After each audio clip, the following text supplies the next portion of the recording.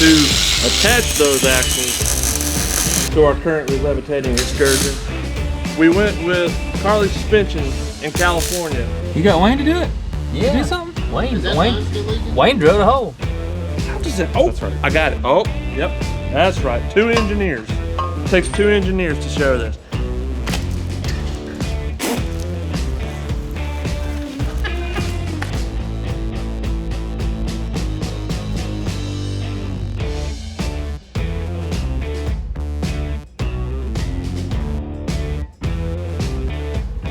Perfect.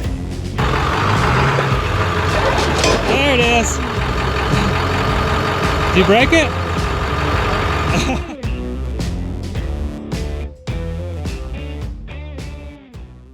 Action!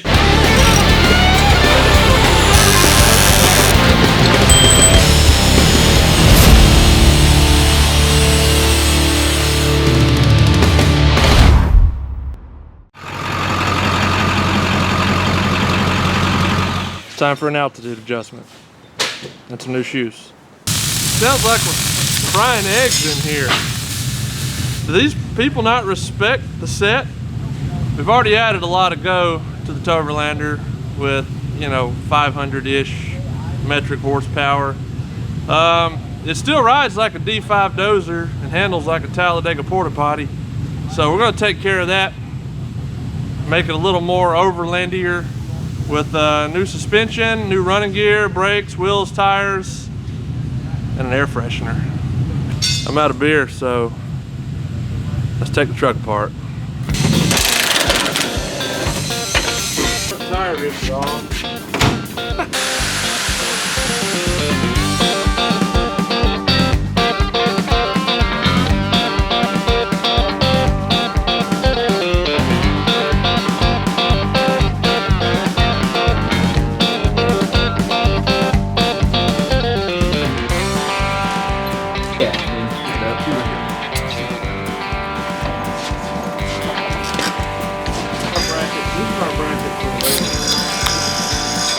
If you ever don't know where Jamin is during a build process, usually right there, looking at his computer. So we just did an undercarriage delete on the Excursion.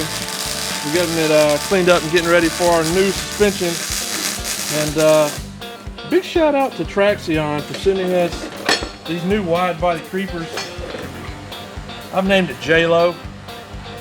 You can figure that one out for yourself. If you've been keeping up with this series, you know we're doing a leaf spring delete on the front of the Excursion. So we're going with a 2005 Super Duty axle set with a radius arm, Super 60 front, and the standard 10.5 rear, but it's the identical track width to the front. So we are swapping the rear axle as well. So the axles have a set of 430 Yukon gears, Yukon air lockers, chrome ollie axle shafts in the front, and a set of SSBC US brakes. And to attach those axles to our currently levitating Excursion, we went with Carli Suspension in California. For the front end, we have a coilover suspension for a 2005 to 2007 Ford Super Duty. For the rear of the suspension, it's Carli's standard leaf spring King 2.5 remote reservoir system with long travel airbags. You can't get this system from Carli. Don't call Carli and tell them you want the busted knuckle Excursion Super 60 Super Whammadime Intabulator suspension system, because they're going to call me and be mad at me. If you want this suspension under your Excursion, you're just going to have to give me like 100 grand to take my Excursion. But it's not for sale.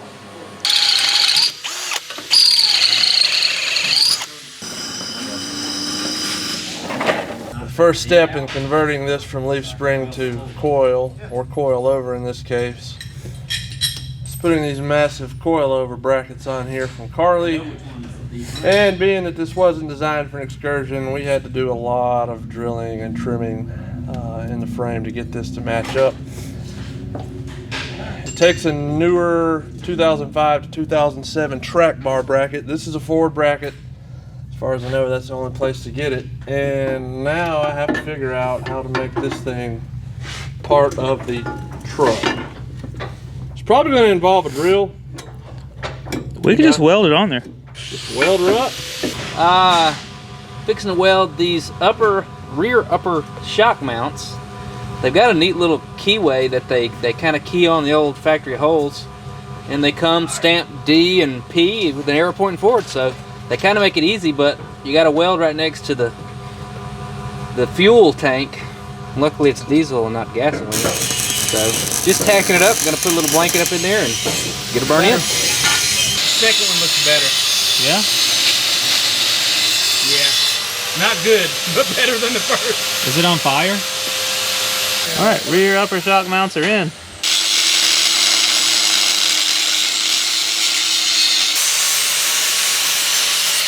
So what's causing the issue on this side that we had to clearance everything on the bracket? So the issue is this wasn't built for an Excursion. It wasn't built for a truck with a 7.3 liter power stroke in it. It wasn't built for a truck that had rear AC in it. So all of this rear AC goodness and everything else is kind of hitting our bracket. So we may or may not have avoided our warranty by clearancing the coilover bracket, because we're not getting rid of our AC, not even rear AC. I like to have all the ACs in my truck. So now we're going to bore out some holes. Probably going to clearance some more stuff, because that's... What in the world? Don't worry about that. Just bolt her in. Let's go. Now I realize this thing's going to flex a little bit. Yeah. When the suspension cycles. Well, I tell you about worrying about your side. What? Mega springs. That's a solid height increase right there. But if they're softer? This is a deaver spring. It's a custom Carli specification for the rear of the Excursion, and this is not one of those hybrid setups. The rear suspension is actually Excursion suspension. So if you were to get a suspension system from Carli for Excursion, this is the actual rear spring you would get. And apparently the pin is offset. Uh-oh. Hold on. So no, we have been working away, getting stuff swapped out on the Excursion. And Jamin is still on the same project. Still installing the track bar I bracket. gotta say, this track bar is a little bit more of a project than I thought it would be. Kind of like those custom radius arm brackets that we're going to figure out how to get on there. I think that's probably a tomorrow morning project. I don't know. It might be a little bit of a project. So these are the factory radius arm mounts on the frame side, and they'll bolt onto an Excursion with these 3 bolts. But you gotta drill out that hole up there and make a spacer so it sits against the frame correctly. Yeah, a lot more work than just bolting them on like everything else. This will be fun. Those are the upper back mounts. Yeah. You got Wayne to do it? Yeah. To do something? Wayne drilled a hole. Yes. Now I fixed the hole. I got tired of supervising. I fixed the leak. You just gouged it a little bit. It's fine. We bent it back. I didn't want Jamin to see it. Why is it wet? When we did the engine build, my producer, Matt, behind the camera, he gave me a lot of flack about this ugly intake spider. I kind of dropped the ball. I didn't really think about it when doing all the engine stuff. We got a lot of billet and bling on there. The engine's really pretty. And then we got this ugly nonsense on there. So I looked around and I found pusher intakes down in Florida, and I hit them up, and they hooked us up with a sweet intake. Why I got Ginger Assistant. Ginger Assistant. Everybody Red product, red, well, used to have red hair, it's gray now, but whatever. So, if you've ever done an install on one of these, you know it's a pain in the butt to fit it down on your cat boots. So, what Pusher's done, Ginger Assistant. Yeah, how does that work? Oh, just like that. Nope, that ain't right. That's not it. How does that, oh, That's right. I got it. Oh, yep. That's right. 2 engineers. Takes 2 engineers to show this. 2-piece design. So it's a lot easier to put it together. They've eliminated this port right here, so that helps with the flow. So this is a cast product. This is a Mandelbrot tubing, so the inside diameter is a lot larger. The interior surface is a lot smoother. And the bend radiuses and stuff create a much better flow path. So you're going to get more flow you're going to get equalized flow, and you're going to get lower heat transfer between the hot side and cold side of your charge air system.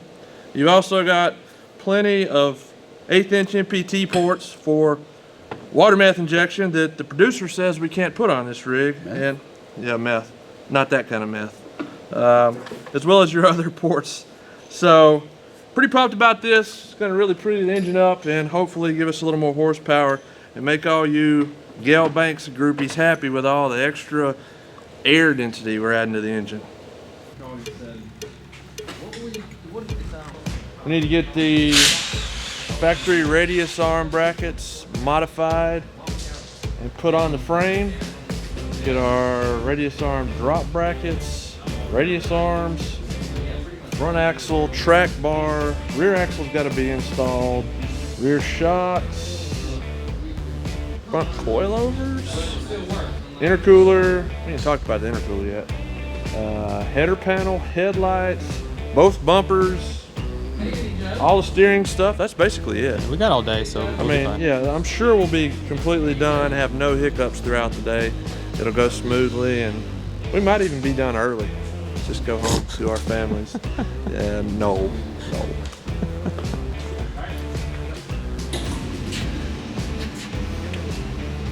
So the 2005 frame I had that we took the radius arm brackets and other components from, this is actually the section of frame that I took that off of. And we're using this section of frame as a spacer for the radius arm brackets to use. Oh, that's nice. Automatic. To bolt up to existing holes on our Excursion frame. So you could do it with a piece of 1/4 inch plate, but this frame section is already contoured to that radius arm bracket and it already has existing holes in it. So that'll just make life a little bit easier. Maybe. Possibly.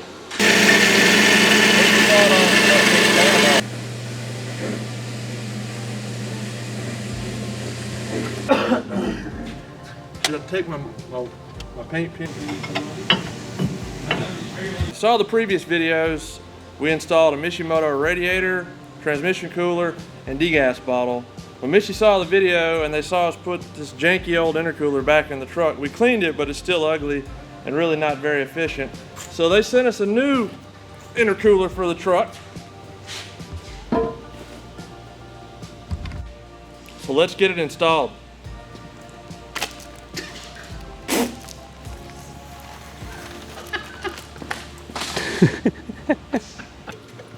There we go. So we've got the intercooler installed. You know, that's going to do a little bit more for us. It is lighter than the factory intercooler. It's constructed very well. It's got more rows, bars, whatever. Doesn't matter. It flows more. It's lighter. It's more efficient. I think I misspoke yesterday when I was talking about our new pusher intakes. Pusher intakes. You know what? Just they've seen them. So I talked about increasing our air density. I don't want to misspeak. The intake up there is going to increase our flow, but the air density increase is going to come from my intercooler. So everybody out there that's complaining about our truck smoking, rolling coal, whatever, we're doing the best we can here. We've got a new intercooler, everything else to go with it. So we're trying, sort of. Now, the worst part about this is though, we've got this sweet shiny stack of Mishimoto coolers, and we got this ugly AC condenser in the front. If only Mishimoto made an AC condenser. We should just do an AC delete. AC delete. Great idea. Let's see where we're at. Doesn't look like we crossed off much. No, we still haven't removed the spare tire, like I said. We haven't really done anything on this side. We still got a long way to go. Maybe we can... It's lunchtime on day 2? Day 2, lunchtime. And break. That is the passenger side radius arm drop bracket, and we are putting a spacer in here to help it line up with the holes in the Excursion frame. Carli radius arm drop brackets. So these lower your pivot point for your front radius arm, which helps with caster to make your truck steer more better. No gooder. More gooder. There we go. Carli radius arm. It's extremely heavy, so I'm just going to stand here and hold it for the rest of the day. It's extremely thick. It's fully boxed. There's a lot of cross bracing in there. Greasable, serviceable rear joint. It's got caster built in to this arm to help with the steering. And it also have a provision for a limit strap, which we are running with the coilovers. And there is a cutout here for relief for tire clearance, so we shouldn't have any trouble with our 37-inch tires rowing. More. Right, up, back. Right there. Nailed it. Shorter than that other one. Ooh, it is the same. You put new ABS sensors in here? We're doing the 05, 07 Super Duty front fascia swap with the headlights and the grille. The cheap way to do that is just to Dremel out the headlight buckets and fit the headlights in there. We've already blown the budget on this, so we just went ahead and bought a 2005 header panel. The header panel is only about 50 bucks, but it's $150 shipping because it comes in this ginormous box here. But if you buy it directly from Ford, it comes with free delivery. World's biggest bumper. We put enough stuff in there, it might do a wheelie. For the record, I left for like 5 minutes and I come back and they've set the Excursion on its own weight on the front end with no track bar on it. So now the track bar is like nowhere close. So now they got it up on jack stands and are ratchet strapping the entire frame over. Super sketchy because Knucklehead. I mean, there's some pressure, but it ain't like It's probably only got crazy pressure on amount it when it's pulling. yeah. Not the sketchiest thing we've ever done, but Again? pretty close. Yeah. Oh god. It almost looks like Wayne is pushing it. So both the jack stands started on the left side of the frame, on top of the thing. and now they're both over here. This is how much we've slid to get the track bar where it's supposed to be. You can't make this stuff up. Knucklehead Garage. If you hadn't already known already, do not try any of this at home. All of it's a bad idea. We lived! And now the track bar's on. So now we need to get these jack stands out and everything should be sitting pretty. Good job. You just got a little ahead of yourself, that's all. Just run it down but don't get the taper seated. We're using science. the same? Mine's -1. What? You have that on your phone? So it's angled down a little bit. It's angled 1 degree less than what it was on the window. So you think we need to go up more with it? When you start, yeah, because you're going to add weight to it. We're gonna put some weight on it. We're gonna put some Boston butts in this thing. Smoke her up. Smoke her up. They're gonna be mad at you for saying that's a smoker. We're probably gonna cut that. It's a good point. There's a lot going on here. I mean, look at this. Look at all that space. You just made your Excursion a foot longer. So A foot? That's like 2 feet. okay, 2 feet longer. I mean, it's long. So Matt does do Wow. some work, but he's dropped the bolt twice. What do I need to do The with it? self-tapping just- screw. You need just to look. screw it into the frame. No, I was gonna let Matt do it. He was gonna actually get him doing something. That's where you want it. Top hole. Yeah. Or that one. Either one. Doesn't matter. Or the bottom. Are those hot? What a team!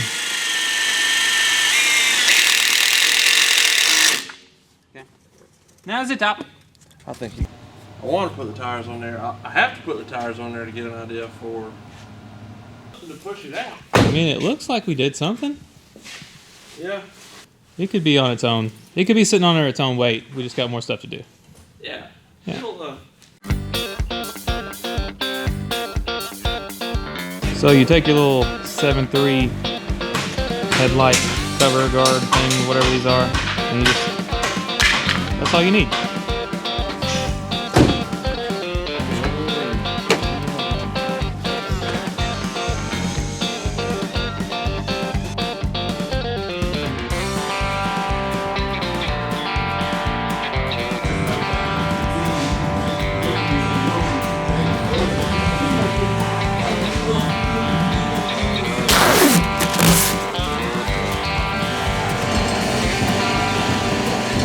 If you've ever owned 99 to 04 Super Duty or Excursion, you're probably not super impressed with the steering. The pump's a little weak. They'd like to whine and give you some feedback when you try to steer them at slow speeds. And they like to wander all over the road. Previously installed a redhead steering gear on this truck, and that's a very good upgrade for one of these trucks. It really tightened the steering up, made life a lot better, but still had a weak pump. So I got to looking around to try and find an upgrade for the pump, and I ran across Lee Power Steering out in California, and I saw they had a really cool upgrade kit for the 7.3 powerstroke. They replaced the anemic, over here, Matt, over here. I don't know what kind of pump this is. We'll just call it a bad pump, whatever. And you replace this pump with a Saginaw end pump. You can't film up here, can you? I gotta go back down here. Saginaw end pump with a special adapter kit to adapt it to this power steering and alternator bracket. In addition to the flow and pressure increase you get from the Saginaw pump, it's going to eliminate a couple of problems that you might run into. One of them is this high pressure line that goes into the factory pump. I've actually had one of these lines fail right here. It's just kind of some funky push fitting, and you know they're prone to failure there. I know Byron broke one of those right there also. You've also got a plastic reservoir. This one is 21 years old now, so you know at any point it could crack and cause me a little headache on the road or on the trail. So you're obviously going to have threaded fittings on this pump. You also get this large reservoir. It's a proprietary design to Lee. It's baffled internally. It's also pressurized, so that helps keep your pump fed fluid and reduces cavitation and foaming and such. And it also has this massive Gates LOL 3/4 inch feed line for your pump, so that's pretty impressive. So we're going to go with a 37-inch tire on this truck, which is fairly large, and we've got an air locker in the front, so that makes steering on the trail a little more difficult. I've got Ram Assist on my Jeep. I'm kind of a princess. I'm used to that, so I wanted to go with the same route on this truck. So Lee hooked us up with a custom ram. They will cut the rams down to 1/4 inch increments to make sure you get the most sweep you can get out of your steering. So they cut this one to 7 1/4 for us to get all the steering we could get out of it. They also sent us a clamp. If you are running hydraulic assist, they can also do additional magic inside the pump, as well as put on this sweet billet end cap to increase the performance for the additional flow requirements that you're going to need for the Ram Assist. They also did a custom box for us. Like I said, we already have a redhead box on there, and that's performed well for us, but we needed to port it for hydraulic assist, and they sent us a really sweet box. It's actually got welded on ports for the hydraulic assist, and they also do some custom porting to the input valve on these steering gears to allow for additional flow that you need with your hydraulic assist, so that helps keep the heat down and keep your steering system alive longer. Yep. According to the instructions, yes, I read them. For this to bolt up here, I don't know if you can tell, but this little boss here sits up a little higher than the adapter. So we're going to cut off this section of the bracket. I put the X's on here because the instructions have the X's, and I think that just makes all the difference. Additionally, the reservoir is going to sit right in that area, and to make that fit more better, we're going to cut off this. I don't even know what that is, but we're going to cut it off. Also has the X's. That's crooked. It's just definitely crooked.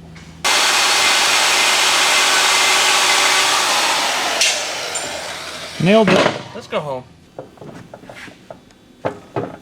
Yeah, got the pump installed on the bracket. tells you to put the 3/4 inch feed line on there and clamp it on before you put it on here and put it on as an assembly. So we're gonna do that, and then we're gonna slap the alternator back on and the reservoir. I think that's French. Is that French? Oui. Si, senor. Buy a good pitman arm remover, and then you won't break all of your buddies' pitman arm removers. But it was your Jeep I broke it on. Where can they find that? That'd be on the Amazons. That's an OTC tool. This is the heavy duty version of the pitman arm puller. This is a heavy duty race truck. You mean there's a link to, there's an Amazon link in the description? There's an Amazon link in the description. Jamming torques everything. Everything. I think a pitman arm's pretty important. I don't want mine falling off. I don't know that anyone's pitman arm's ever fallen off in the history of pitman arms. Well, my pitman arm's not going to be the first.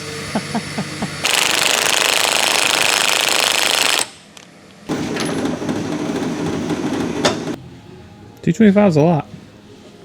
It is. It's gonna be putting all you got on there. I've got a little bit more than 225. Oh. I thought the camera just added a few. No, Dunkin's Donuts had a few. Let's do that again.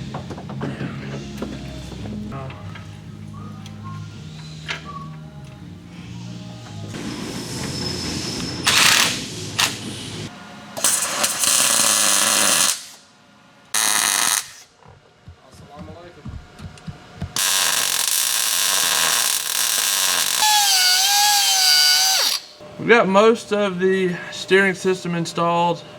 We're putting on the last fitting right now. These are field serviceable hydraulic fittings. Thread these caps on first. Well, first make sure your hoses are clean. These caps will thread on, and then this will thread into that. These are a wrong hand thread, so you're just going to push on them and twist them the wrong way until they bottom out, which will be a long time after your forearms give out. Alright, she's bottomed out. It's a good idea to take some type of marker and mark where the fitting and hose meet, so if you start threading the other fitting in and it starts pulling this fitting off, you'll have some indication that you've got a problem and you can start over. You're going to want to put a little lube on this tapered portion and on these threads. Once this tapered portion hits that hydraulic fitting or hydraulic hose in there, it's going to get significantly tighter and harder to thread in. So go ahead and lube that up. And these are correct hand thread, right hand thread in the northern hemisphere. Alright, so we've got our Lee hydraulic assist ram in. We ended up having to weld tabs onto our heavy duty busted knuckle diff cover to get the proper alignment and clearance on everything. That's not the way I wanted to do it, but that's the way we ended up doing it for now. We'll see how it works out. The clamp worked out great, the ram worked out great, all the supplied hydraulic hoses and fittings worked out great. So now we just need to tighten up all the fittings, add fluid, and try to bleed the system. Alright.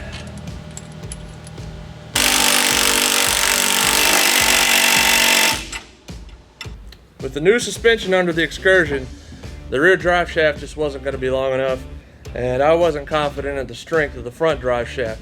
So, as with all Knucklehead Garage builds, we hit up Tom Woods for some custom shafts. This is our front shaft. It's got this sweet sticker on it. Not real sure what that stands for. I like this sticker better. But as you can see, the Tom Woods shaft has a smaller diameter, but a much thicker tubing. So what that does is give you a little bit more ground clearance and a lot stiffer and tougher drive shaft.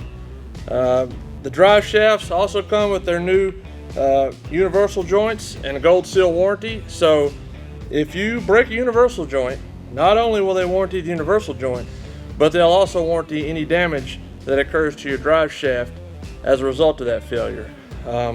That's a really cool feature, and one of the other good things about Tom Woods is a super quick turnaround on these shafts. You place an order one day, the shaft pretty much ships the next day. So super quick turnaround, get you back out on the trail real quick. If you need some shaft work, you go to their website. They've got a lot of cool info to help you measure and figure out what drive shaft you need. We've got a double cardan on the front, just like the factory. The rear shaft is already in the truck. I had to install it to measure for rear shims to get my pinion angle right. We went with a double cardan shaft on the back because I'm kind of a princess and I really just can't deal with vibrations at high speeds. So they cut us a double cardan shaft to go in the back, and you're just not going to see that one. If you're running a Tom Woods shaft in your vehicle, leave us a comment down below and tell us what you put your shaft in. We'll pick one of you and send you a free swag pack from Tom Woods.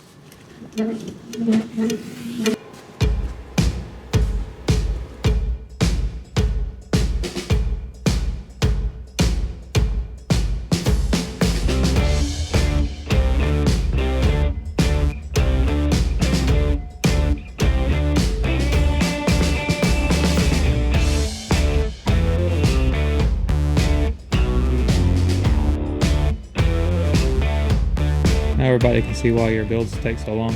I still got to torque those rear lug nuts too. Let's not forget that. Very particular. I torque them twice. It's so heavy. That is really sharp.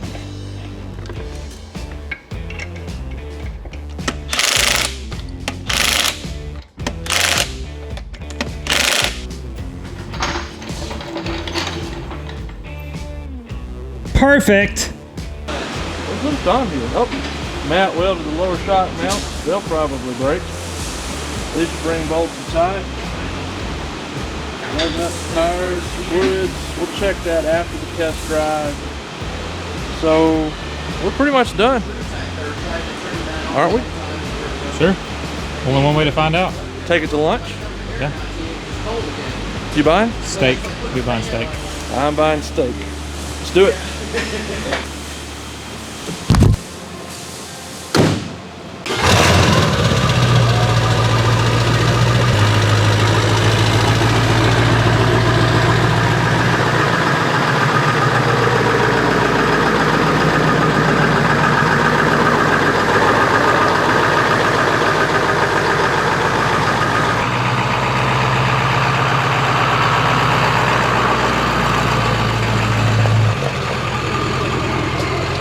Alright, so we've got everything wrapped up under the hood for now. We've got our Mishimoto intercooler in here. We've got our little person.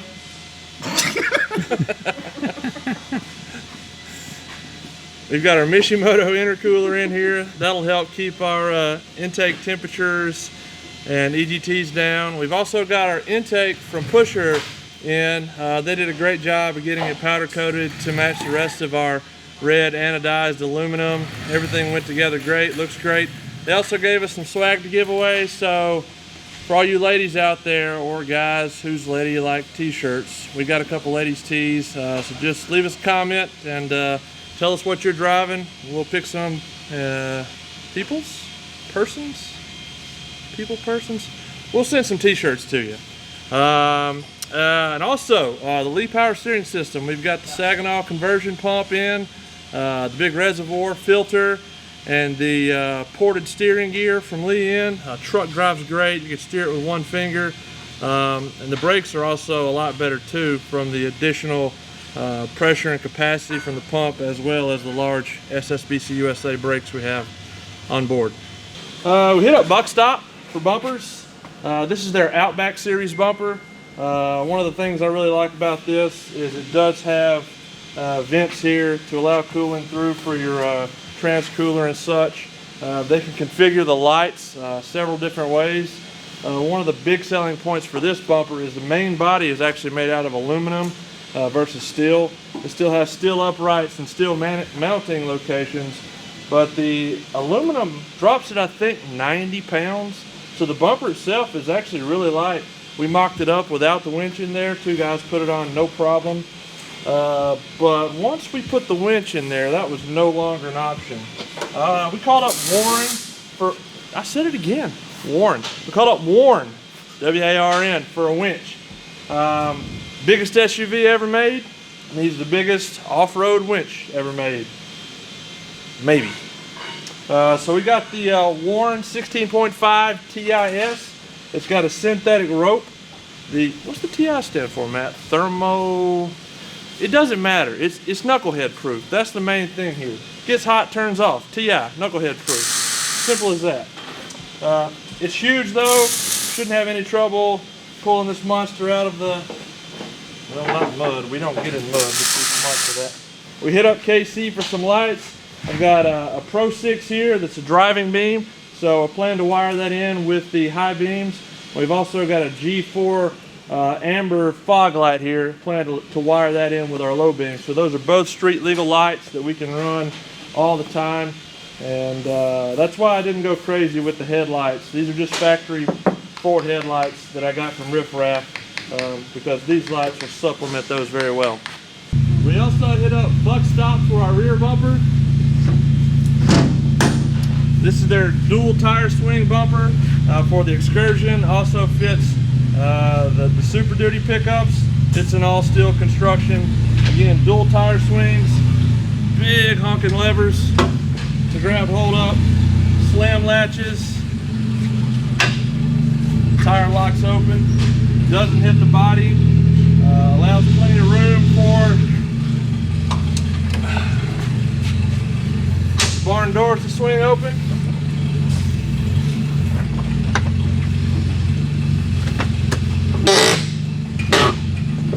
It's a WD-40 moment, Matt. As you can see, nothing hits here, nothing hits here. A couple different configurations for the lighting in the rear.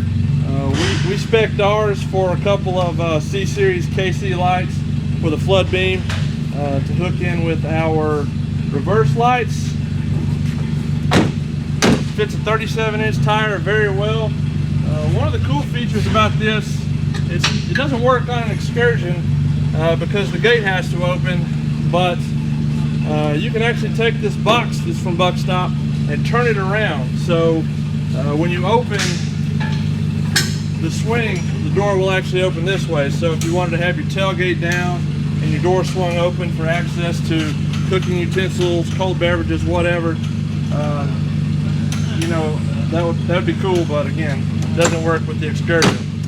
Another thing is I was worried about rear visibility, but test driving the truck, I actually still have real good visibility to the rear while I'm driving. There's also a rack on top with lots of slots for bungee cords to carry a cooler, a gas can, anything you want to carry up there. It's watertight. We've been driving in the rain and the ice, and it's dry as a bone in here. A couple different layers for tools, food. I don't know what I'm going to put in there, but whatever it is, I got room for a lot of it. Smoked meat. Smoked meat! We have Yukon zip lockers in our front and rear axles. We also have a set of Carli long travel airbags for the rear.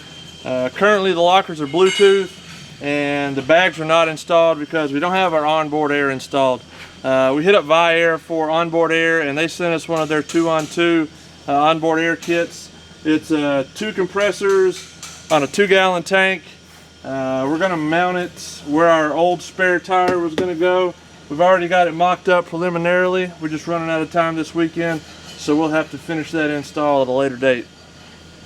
As with all of our other builds, we hit up BFG for some tires. A 37 1250 17s, because all real off-road tires are 17s. Prove me wrong. My brain told me I wanted KO2s for this build because it's an Overland rig, not a rock crawler, but my beard told me KM3s. The back order made the decision, so couldn't get KO2s, went with KM3s. I'm happy with them. We took them for a test drive. They're actually really quiet for such an aggressive tire, rode well, so I'm sure we'll enjoy those.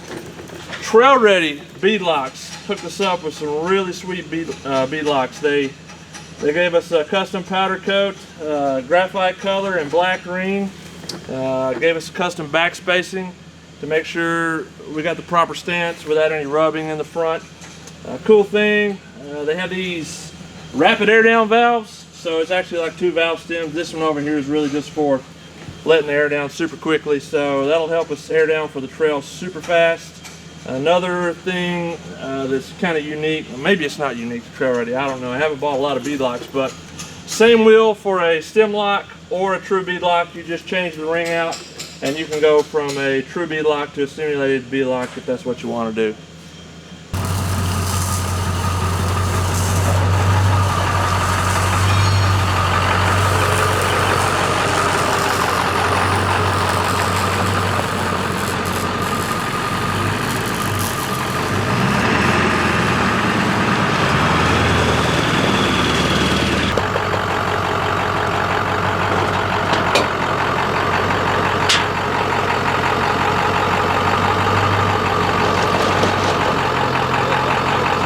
That's all she's got?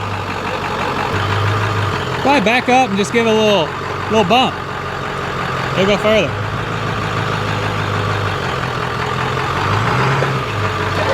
There it is. Did you break it? So I've driven the truck about 25 miles now. Couple heat and cool down cycles for the ring and pinion to break those in. We've done about 20 starts and stops to help break in the SSBC brakes. First impressions, this thing drives amazing. It's like a totally different vehicle. You know, the steering is very responsive and tight as it should be. Everything's brand new. Really impressed with the power steering setup and the hydraulic assist. It's about 0 effort to get the wheel to turn. The brakes have also benefited from the upgraded lead pump that we installed. The brakes work great. I know they'll improve more as time goes by, as the pads get broken in, so I'm really excited about that. A 9,000 pound truck should not stop as fast as this truck stops. It's really quite amazing. The ride, it's really unbelievable. It's almost like riding on a couch. The old suspension, I had about 1 Oreo of up travel in the front. It was really awful. You know, it's embarrassing when you're going through the Publix parking lot and you're bottoming out on the speed bumps. It's just not what you want. So we've got like 4 or 5 inches of up travel in the front now and about 5 in the rear. So it just floats over all these bumps. Small bumps, large bumps, doesn't matter. You barely feel anything. We're actually running factory sway bar in the front. I've got a Hellwick sway bar on the back that I installed when the vehicle had the factory suspension. So there's really no sway or body roll. I mean, it's a very large truck, so it's going to be more than a factory vehicle, but it's really not very noticeable at all. Like I said, the ride's great. The Carli tuned front suspension and the Carli tuned rear shocks and the deaver springs. They're a light duty 3/4 ton springs, so you lose a little bit of towing capacity, but they give you a much better ride when you're unloaded, and you can always supplement that with the Carli long travel airbags like we did. Before this episode, I was driving around with the factory 200,000 mile drive shafts, and I was getting some pretty good harmonics and vibrations at highway speeds. You know, we installed the Tom Wood shafts front and rear on this vehicle, and there's absolutely no vibration or harmonic at high speeds with this vehicle. I mean, they're silky smooth, well balanced. I'm really impressed with them. And additionally, you know, running a beadlock wheel and a mud terrain tire like the KM3 we're running, a lot of people would think that you have to sacrifice the ride quality. Some people will say that beadlocks won't balance out properly or mud tires won't balance out properly. That's nonsense. There's absolutely 0 vibration with this vehicle. Nothing from the drive shafts, nothing from the tires. It drives like a brand new truck.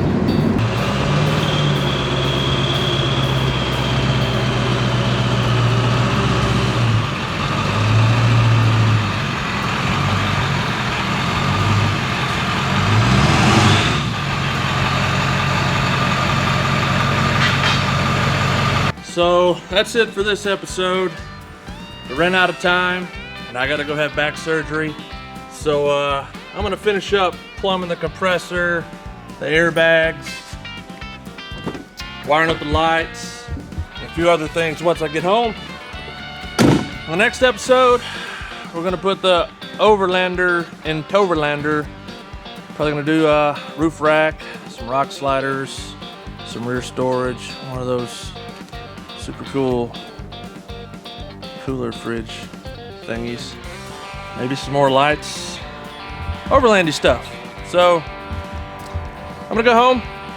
Stay tuned for the next episode.